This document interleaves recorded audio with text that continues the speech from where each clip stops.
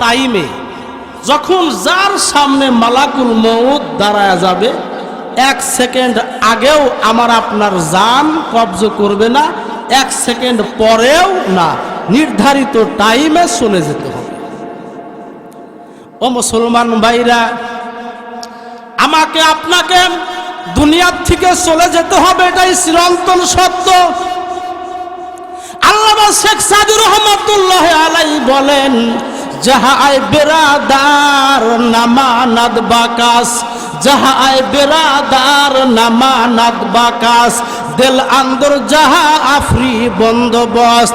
আল্লামা শেখ সাদী রহমাতুল্লাহ আলাইহি আল্লাহর ওলি বলেন, ও বিশ্ববাসীরা তোমরা শুনে রাখো, এই দুনিয়া কিন্তু চিরদিন কেউ তোমাদেরকে দূরে রাখতে পারবে না। যে কোনো মুহূর্তে মালাকুল মউত আসতে পারে। সুয়াহেঙ্গে রফতান কুনা জানে পাক, সুয়াহেঙ্গে রফতান কুনা জানে পাক, সেবর তখতে মুরদান সেবর রুয়ে খাক, সেবর তখতে মুরদান সেবর রুয়ে খাক। ও মুসলমান ভাইরা, আমি আমার আপনার এই দেহ থেকে যখন এই রূহটা বের হয়ে যাবে, আমি আপনি 3 তলার বিল্ডিং এর মালিক হই আর 5 তলা বিল্ডিং এর মালিক হই, অথবা চকিতে, অথবা আমরা ঘুমায় থাকি, অথবা খাটেই ঘুমায় থাকি না কেন, যতই উন্নত মানের আমি আপনি খাটের ভিতরে ঘুমাই না কেন, আমাকে আপনাকে আমাদের গ্রামের ওই কবরস্থানের মাটির মধ্যেই রাখবে। জোরে কোন ঠিক কিনা? ও মুসলমান ভাইরা, বাবাজিরা শুনে রাখেন, যখন আমি আপনি দুনিয়ার থেকে চলে যাব, যাওয়ার সঙ্গে সঙ্গে মুহূর্তের ভিতরে গ্রামের মাইক দিয়ে মসজিদ থেকে আওয়াজ আসবে, অমুক ব্যক্তি দুনিয়াতে নাই। আমার আপনার আত্মীয় স্বজন, আমার আপনার সন্তান, আমার আপনার কন্যা, আমার আপনার ছেলে কান্না আরম্ভ করে দিবে, বারবার আব্বা আব্বা বলে ডাকবে। আত্মীয় স্বজন বিভিন্ন জায়গায় মোবাইল করবে, অমুক নাই রে, দুনিয়ার থেকে চলে গেছে। এই ঘোষণা যখন আসবে, একটু পরেই দেখা যাবে বাঁশ কাটা আরম্ভ হয়ে যাবে।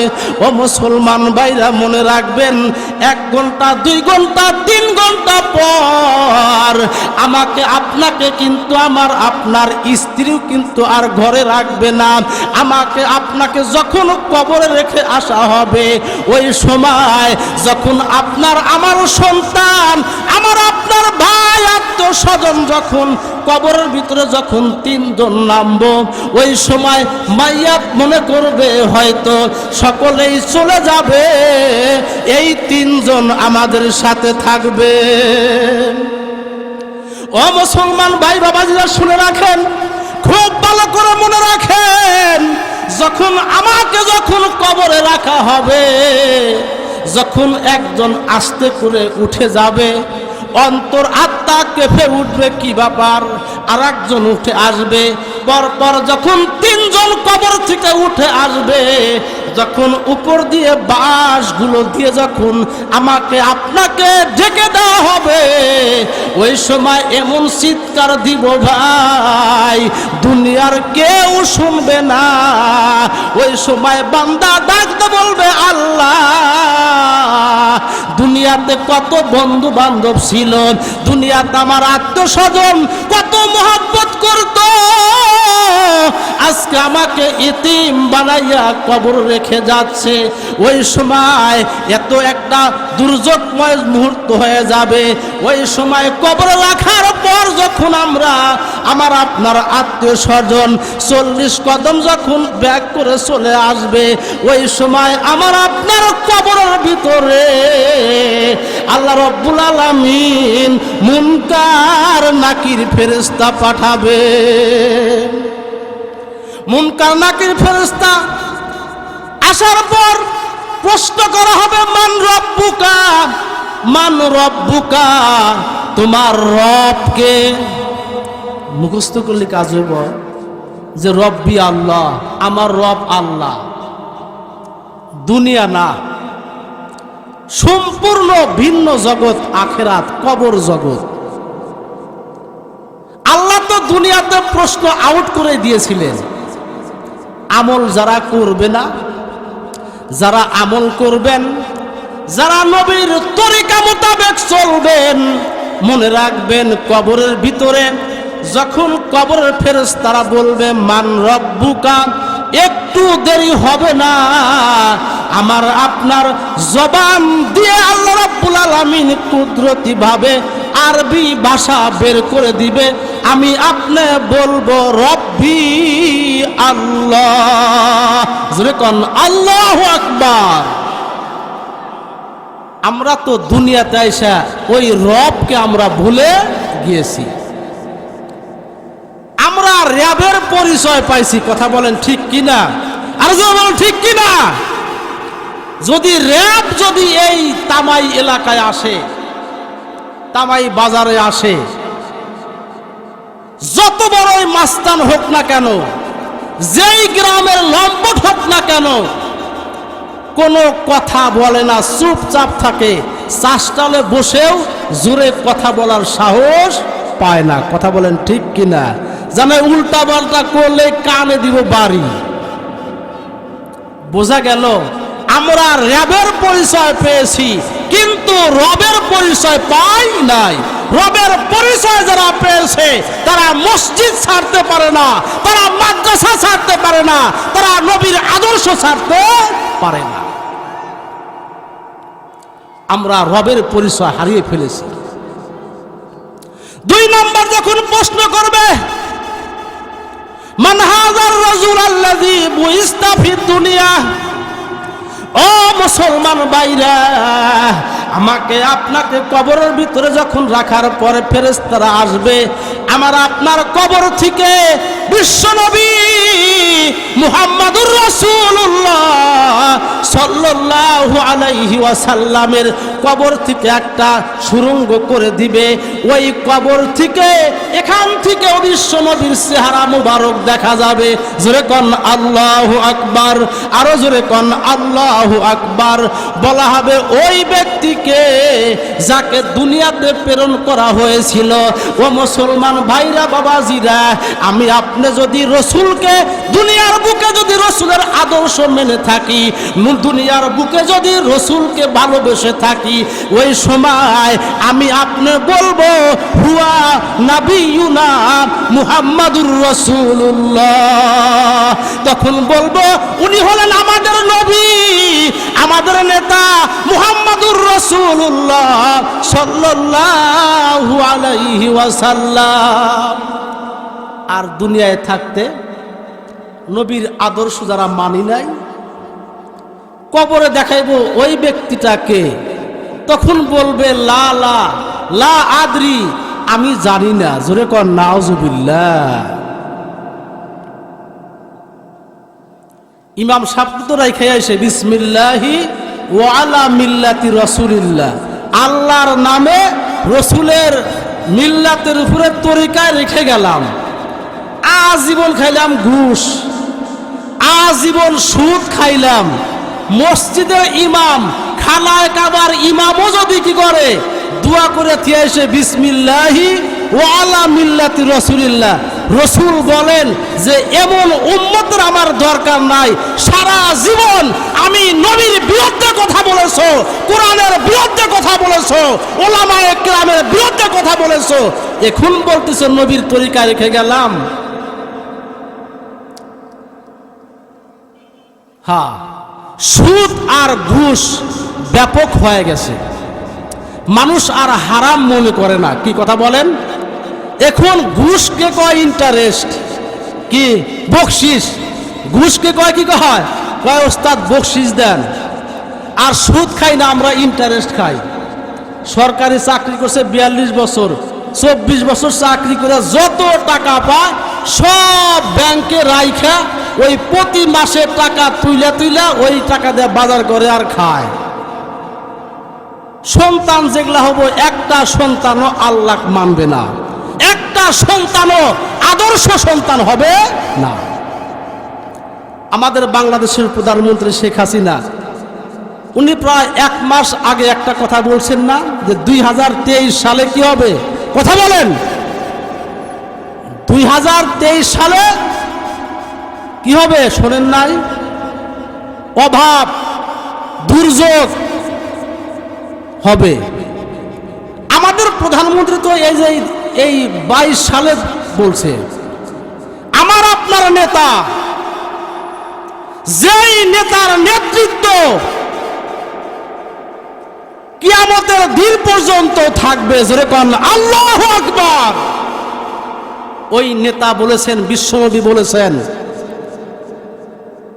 মুসনাদে আহমদ নামক কিতাব, হাদিসের কিতাব আমি দেখলাম, ওই কিতাবের ভিতরে 1400 বছর পূর্বে মুহাম্মদুর রাসূলুল্লাহ বলে গেছেন, যখন যেই জাতির ভিতরে 2টা জিনিস ব্যাপক হয়ে যাবে, ওই জাতির মধ্যে, ওই দেশের ভিতরে অভাব, দুর্যোগ দেখা দিবে। নবী বলছেন, কে বলছেন? কথা বলেন। বিশ্বনবী বলেছেন, 1400 বছর পূর্বে বলছেন, যেই জাতির ভিতরে, আমরা জাতিতে কি বাঙালি? কথা বলেন।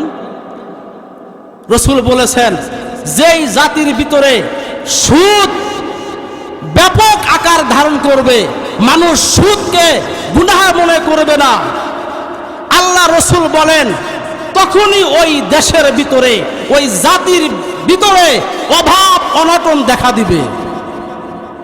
2 নাম্বার, যখন যেই জাতির ভিতরে ঘুষ ব্যাপক আকার ধারণ করবে, বর্তমান শুরু হয়ে গেছে, কথা বলেন ঠিক কিনা?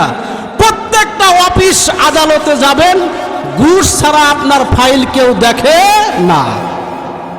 ফাইল রেখে আসবেন, যে কোনো অফিসে, কোনো নাম নিলাম না, যে কোনো অফিস আদালতে যাবেন, ফাইল রেখে আসবেন, তো 7 দিন পরে আসেন, আবার 7 দিন পরে আসবেন, বলবো স্যার আসে নাই, আবার 7 দিন পরে যাইবেন, তবু আজকে কাজ হবে না, এই অডিট সেই অডিট ইত্যাদি দেখাইব। আপনার গ্রামের আরেকজন লোক গেছে, আপনার 2 সপ্তাহ হলো আপনার অফিসে গড়েন, সে একদিন যায় 100 টাকা কি দিছে, পিয়নে 100 টাকা ঘুষ দিছে, ও কাজ উঠায় নিয়ে চলে আইছে। ঘুষ না দিলে ফাইল এই যে টেবিলের তলে থিয়া দেয়, একটু দেখে না, জোরে কর নাউজুবিল্লাহ।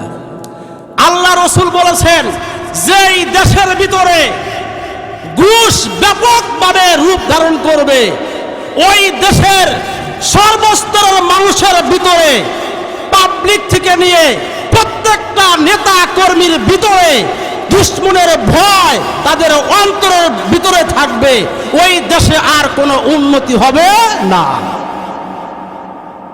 আল্লাহ রাসূল 1400 বছর পূর্বে বলে গেছেন আমাদের নবী, যে সুদ আর ঘুষ যখন ব্যাপকভাবে বিস্তার লাভ করবে, ওই জাতির মধ্যে, ওই দেশের মধ্যে দুর্ভিক্ষ দেখা দিবে।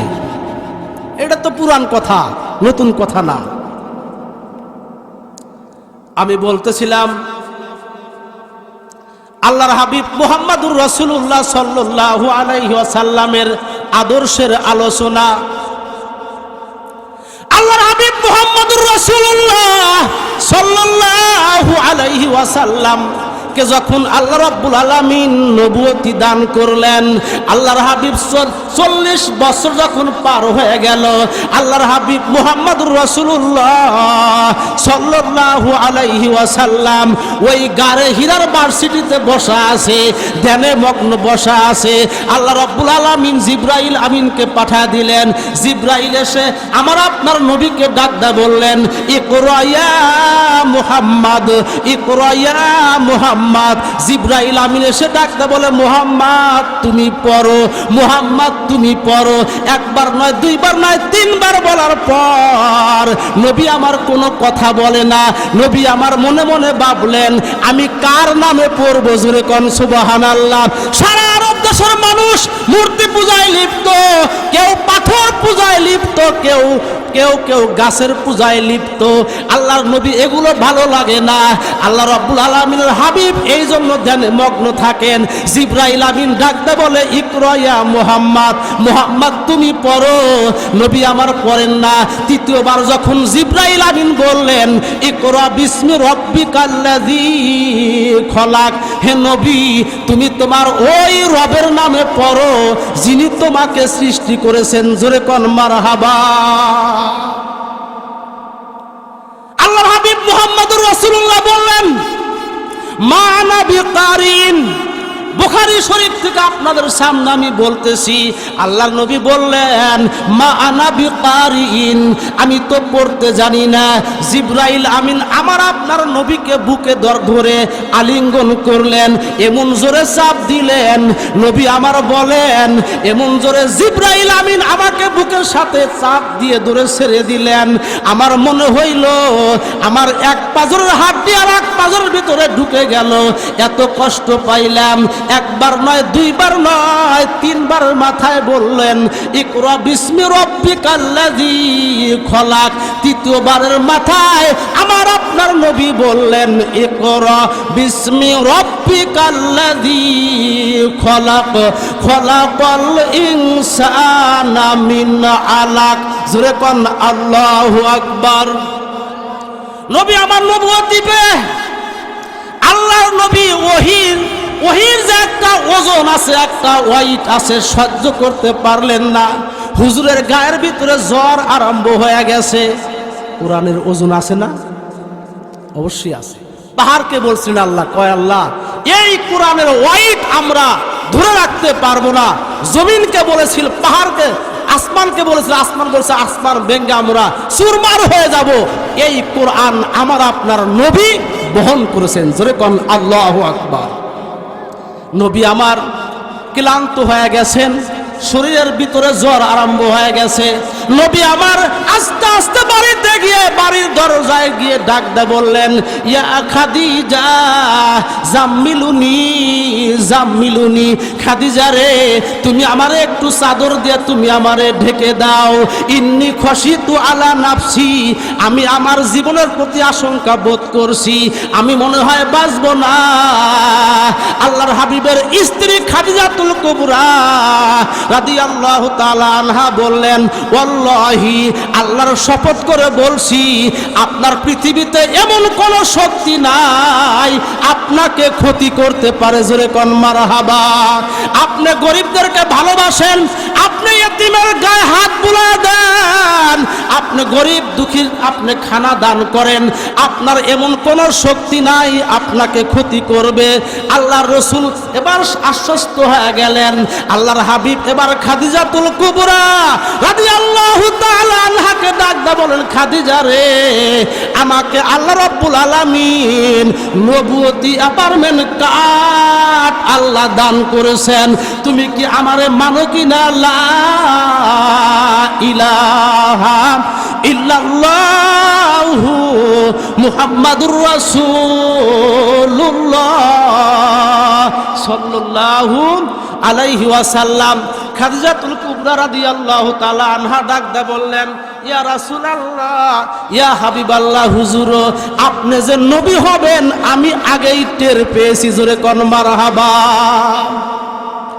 আল্লাহর হাবিব মুহাম্মদুর রাসূলুল্লাহ সাল্লাল্লাহু আলাইহি ওয়াসাল্লাম সর্বপ্রথম সকালবেলা আল্লাহ রসুল রাস্তায় বের হয়ে গেলেন। দাওয়াত ও তাবলীগের কাজে আল্লাহর নবী রাস্তায় বের হয়ে গেলেন।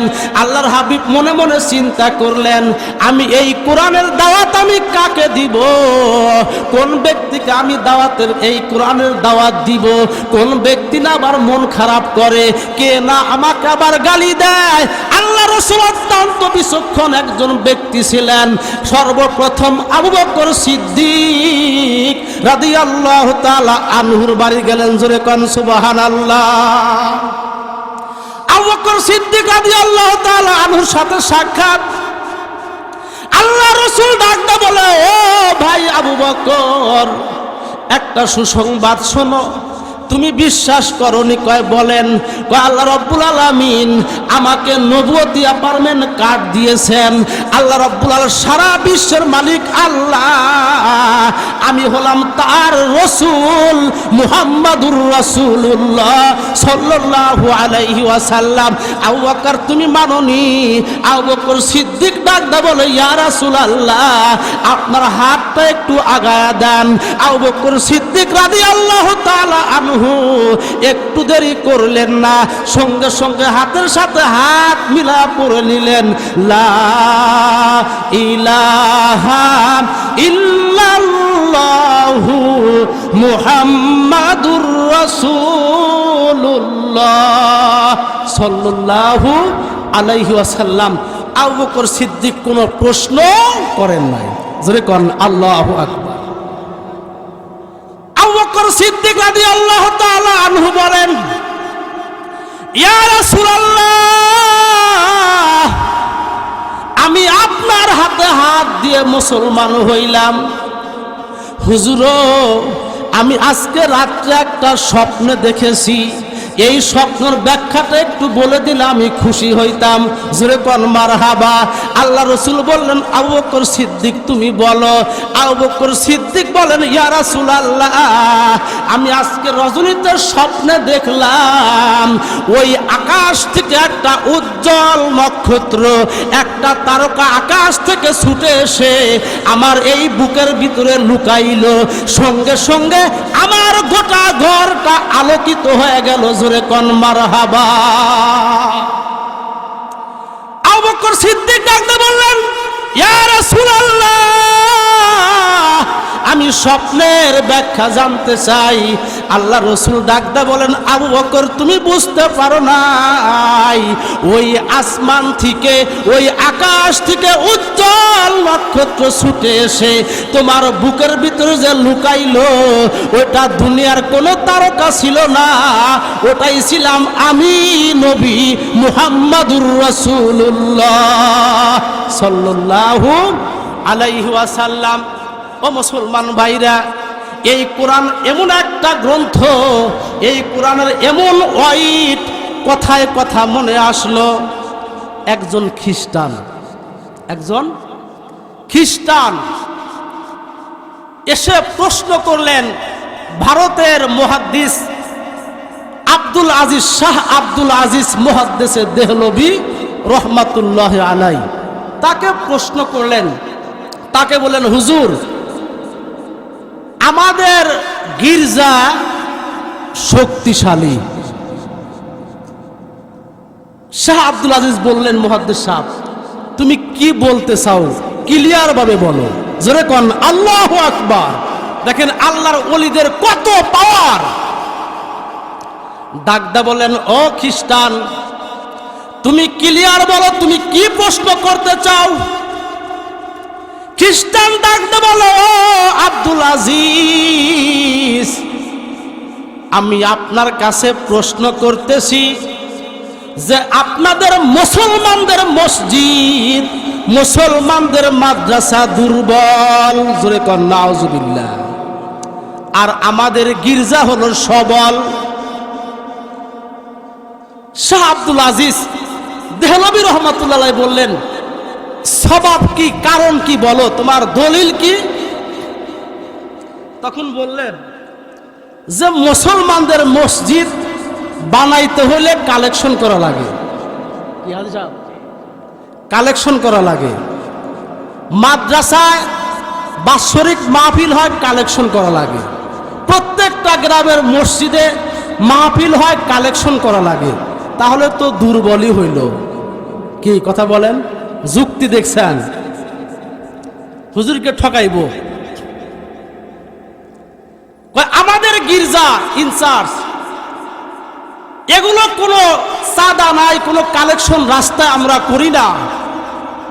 মসজিদ এবং মাদ্রাসার চাইতে আমাদের গির্জা হাজার হাজার গুণে বেশি পাওয়ার, শক্তিশালী। যেরকম নাউজুবিল্লাহ। কয় ঠিক আছে, তোমার কথা তুমি বললে, তোমাদের গির্জা হলো পাওয়ারফুল, আমাদের মসজিদগুলো দুর্বল। মুসলমানদের নবীর মাদ্রাসা দুর্বল, তুমি তোমার জবানে তুমি বলেছো। তবে শোনো, আমি বলছি নবীকে বলতে হবে না, আমি একজন নবীর একজন আদনা, একজন নবীর একজন উম্মত বলছি। তোমাদের এই শহরের ভিতরে সবচাইতে শক্তিশালী গির্জা কোনটা, একটু আমার সঙ্গে করে দেখায়া দাও। যেরকম সুবহানাল্লাহ। আল্লাহর ওলিরা কথা বলে ইয়ানজুরু বিনূরিল্লাহ, আল্লাহর নূর দেখে দেখে তারা কথা বলে। যেরকম আল্লাহু আকবার বলছে, ঠিক আছে চলেন যাই। শহরে, মেন শহরে, কলকাতা শহরে নিয়ে গেছে। নিয়ে যাওয়ার বলছে, এই যে আমাদের খ্রিস্টানদের গির্জা দেখা যায়, দেখেন কত শক্তিশালী। বলে তাই, ঠিক আছে তুমি এখানে দাঁড়াও। এবার মুহাদ্দিসে দেহলভী আব্দুল আজিজ রহমাতুল্লাহ আলাই কি করলেন, গির্জার সামনে দাঁড়ায়া আস্তে করে আল্লাহকে ডাক দিলেন, ও আল্লাহ। একটু ডাক দেন তো, আল্লাহ। আবার বলেন, ইয়া আল্লাহ। আল্লাহর ওলি আস্তে করে আগে আল্লাহকে মহব্বতের সুরে ডাক দিলেন। ডাক দিয়ে আল্লাহর ওলি সর্বপ্রথম এই সূরায়ে হাসরের আয়াত তেলাওয়াত করা শুরু করলেন। জোরে কোন আল্লাহু আকবার। আল্লাহর ওলি পড়তেছেন, বিসমিল্লাহির রহমানির রহিম। লাউ আনজালনা হাযাল কুরআনা আলা জাবাল, লাউ আনজালনা হাযাল কুরআনা আলা জাবালিল লারাআইতাহু খাশিআম মুতাসাদ্দিআম মিন খাশিয়াতিল্লাহ। আল্লাহু আকবার বলেন। ওয়া তিলকাল আমসালু নাদরিবুহা লিন্নাসি লাআল্লাহুম ইয়াতাফাক্কারুন। আল্লাহর ওলি যখন পবিত্র কুরআনুল কারীমের এই আয়াতে কারিমা যখন বিসমিল্লাহ বলে যখন তেলাওয়াত শুরু করে দিয়েছেন ভাই, সঙ্গে সঙ্গে ওই গির্জার ভিতরে কম্পন আরম্ভ হয়ে গেছে। জোরে কোন মারহাবা। ওয়াকুল জাআল হাক্কু ওয়া যাহাকাল বাতিল ইন্নাল বাতিলা কানা যাহুকা। আল্লাহু আকবার। হক এসেছে, বাতিল বিদায় নিয়ে চলে গেছে। আল্লাহর ওলি আব্দুল আজিজ মুহাদ্দিসে দেহলভী রহমাতুল্লাহ আলাইহি যখন কোরআনের আয়াত একটা টান দিয়েছেন, সঙ্গে সঙ্গে ওই গির্জাতে ভূমিকম্প আরম্ভ হয়ে গেছে। ওই কাপা থরথর করে গির্জা কাপা আরম্ভ করে দিয়েছে। এবার আল্লাহর ওলি আব্দুল আজিজ মুহাদ্দিসে দেহলভী রহমাতুল্লাহ আলাইহি আবার যখন কানের ভিতরে হাত দিয়ে পড়তেছেন, হুয়াল্লাহুল্লাযী লা ইলাহা ইল্লাহু আলিমুল গায়বি ওয়াশ শাহাদাতি হুয়ার রহমানুর রহিম। আল্লাহর ওলি যখন এই দ্বিতীয় আয়াত যখন আল্লাহর ওলি সুললিত কণ্ঠে যখন টান দিয়েছে, এবার ওই গির্জা আস্তে আস্তে ফাটল ধরেছে। জোরে কোন মারহাবা। আল্লাহর ওলি আব্দুল আজিজ মুহাদ্দিস দেহলভী রাহমাতুল্লাহ আলাইহি আরেকটা আয়াত পড়বেন, সঙ্গে সঙ্গে সমস্ত খ্রিস্টানরা ডাক দে বলে, হুজুর আমরা আপনার কাছে ক্ষমা প্রার্থী, আমরা বুঝতে পেরেছি মুসলমানের মসজিদ মাদ্রাসা দুর্বল, মুসলমানদের আল্লাহ দুর্বল নয়। জোরে কোন মারহাবা। আল্লাহ, এটা হলো কোরআনের পাওয়ার। আল্লাহর ওলিরা যুগে যুগে এই দেশে, এই দেশটা ওলি আল্লাহর দেশ, ওলি আল্লাহদের মাধ্যমে এই দেশে ইসলাম সর্বপ্রথম প্রচার হয়েছে। ওলি আল্লাহ কারা? গুনাহ করে না যারা। জোরে কোন আল্লাহু আকবার। ওলি আল্লাহ কারা? সগীরা গুনাহ করে না যারা। ওলি আল্লাহ কারা? কবিরা গুনাহ করে না যারা। ওলি আল্লাহ কারা? সবচাইতে বেশি আল্লাহকে ভয় করে যারা, তারাই হলো আল্লাহর ওলি হয়। জোরে কোন মারহাবা। আল্লাহ রাব্বুল আলামিন বলেন, আলা ইন্না আউলিয়া আল্লাহি লা খাউফুন আলাইহিম ওয়ালা হুম ইয়াহজানুন। আল্লাহু আকবার।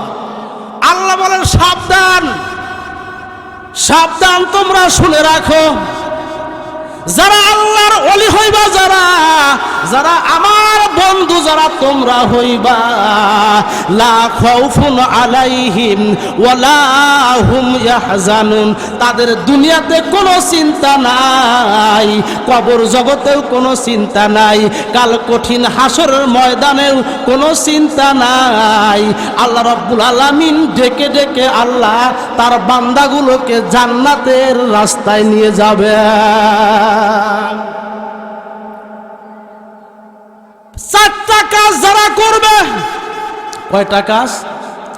চারটা কাজ যারা ধারাবাহিকভাবে, যারা চারটা কাজ করবে, যারা ওলি আল্লাহ হবে, তারা কয়টা কাজ? চারটা। এক নাম্বার কাজ হলো সর্বপ্রকারের গুনাহ থেকে নিজেকে বাঁচাইয়া রাখা। এক নাম্বার কাজ কি? সর্বপ্রকার গুনাহ থেকে নিজেকে বাঁচায় রাখা। এটা ওলি আল্লাহ হওয়ার জন্য এক নাম্বার কাজ।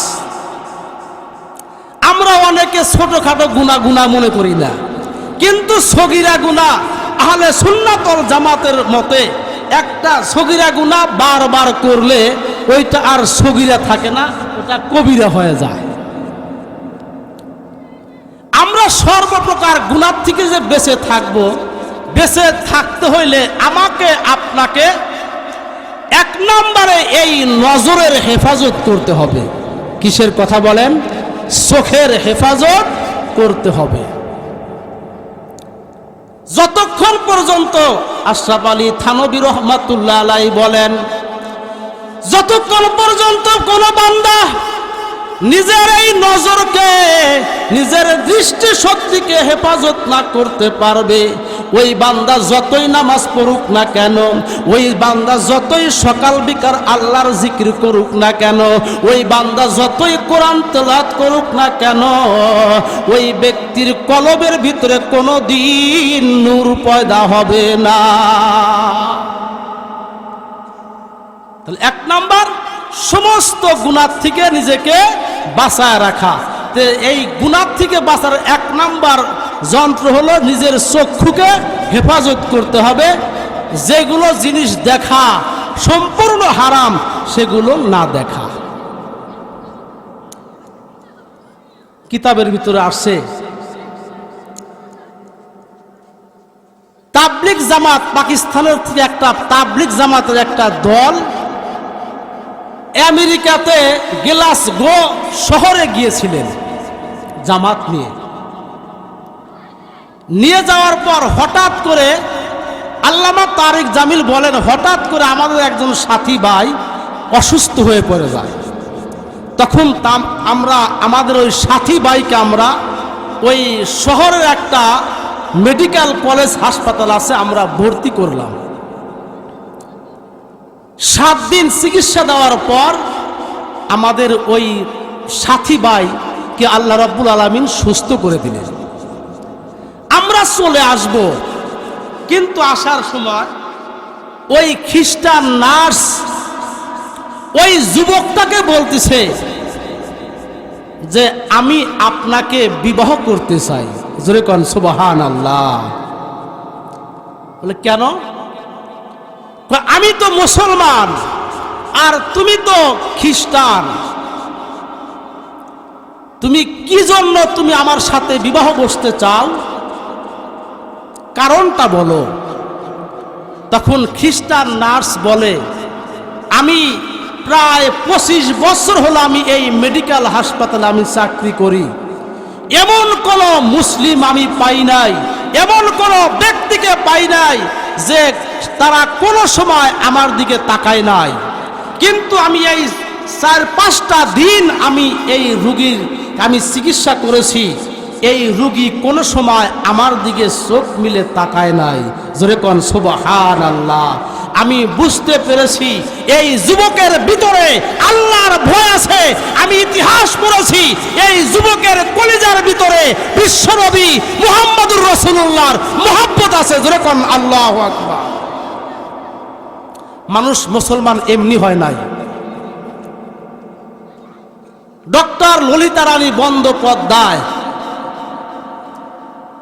সে বাড়িতে তার বাগান ছিল, প্রতিদিন সকালে তার কাজের মেয়ে বাগানে গোলাপ ফুল বাগানে কি দেয়, পানি দেয়। সকালবেলা ঘুম থেকে উঠে দেখে গোলাপ ফুল, লাল টকটকে গোলাপ ফুলের পাপড়ির ভিতরে কালো অক্ষরে কি যেন লেখা আছে। জোরে কোন সুবহানাল্লাহ। কিতাবের ভিতরে আসছে, ওই কাজের মেয়ে ডাকতে বলে, ম্যাডাম আমি ওই গোলাপ ফুলের পাপড়িতে আমি দেখতে পেলাম কি যেন কালো অক্ষরে লেখা আছে। ম্যাডাম আমি তো জানি না, একটু আপনি দেখে যান। ডক্টর ললিতা রানী বন্দ্যোপাধ্যায় এবার এসে দেখলেন ওই গোলাপের পাপড়ির ভিতরে কালো অক্ষরে লেখা আছে, লা ইলাহা ইল্লাল্লাহু মুহাম্মাদুর রাসূলুল্লাহ সাল্লাল্লাহু আলাইহি ওয়াসাল্লাম। কিতাবের ভিতরে আসছে।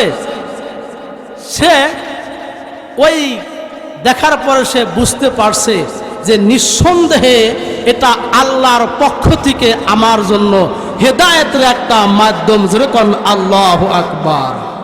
ইসলাম এভাবেই বিজয় হয়েছে। সকলে আমার জন্য দোয়া করবেন। যেহেতু আজকে আমাদের এই মাহফিলের